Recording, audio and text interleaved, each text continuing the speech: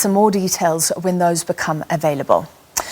All right, let's look at our debt now. It's well known that South Africa is short of cash to meet all the needs of the population, especially in the face of the ravaging economic effects of the COVID-19 pandemic and the lockdowns. So can whopper loans announced this week make a difference? South Africa is set to receive a new $1 billion loan from the new development bank that was established by BRICS nations.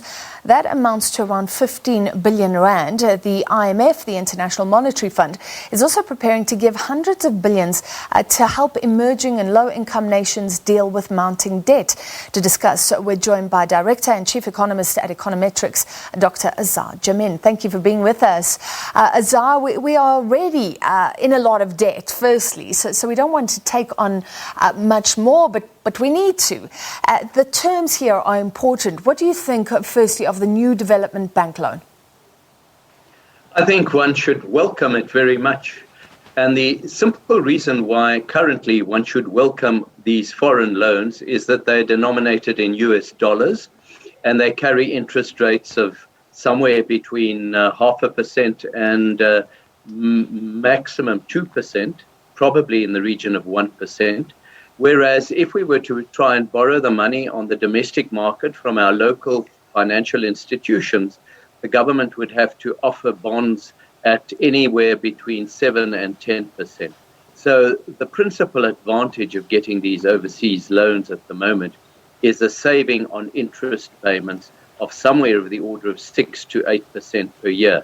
Now, on 15 billion rand, for example, that amounts to over 1 billion rand's worth of savings on interest payments, and those savings can be reallocated to other more worthy forms of social expenditure, be it education, healthcare, and the like. Yeah. One suspects that these loans are directed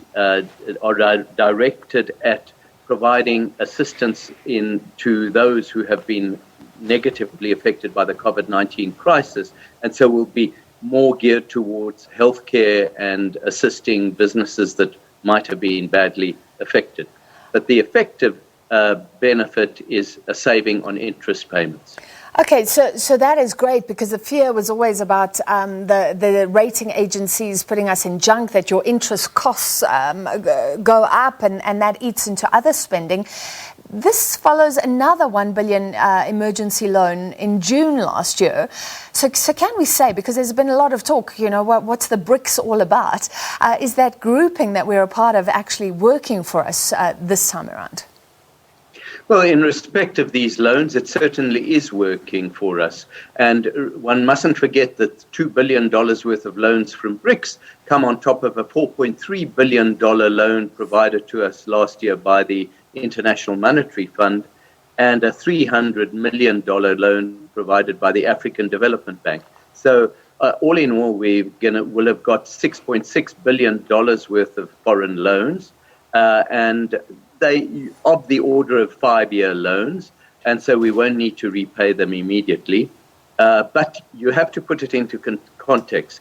$6.6 billion worth of foreign loans is around 100 billion rand, relative to our total borrowing requirement this year, which has encouragingly fallen most recently because of better than expected tax collections, but is still going to be in the order of 650 billion rand.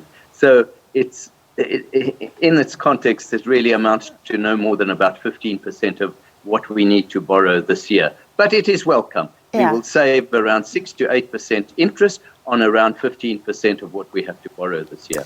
And next year. So welcome, but not enough. But then what about this? I think South Africa has been negotiating for more from the IMF, but it's now being reported that there will be these condition-free loans for member countries. Is that huge for us?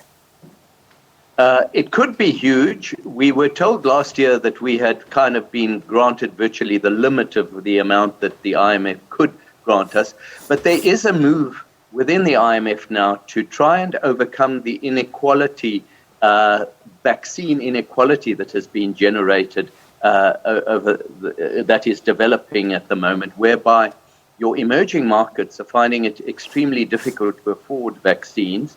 Your developed economies are dishing out vaccines left, right, and center. And the realization is that if developing economies populations in those economies are not sufficiently vaccinated, you'll get the COVID virus spreading back into developed economies in due course. So it's counterproductive for vaccine nationalism to really hold sway, because at the end of the day, this is a worldwide problem. It's not confined only to developing countries. And so the IMF is considering ways of assisting developing countries more effectively to try and catch up with developed economies in terms of being able to access vaccines and roll them out.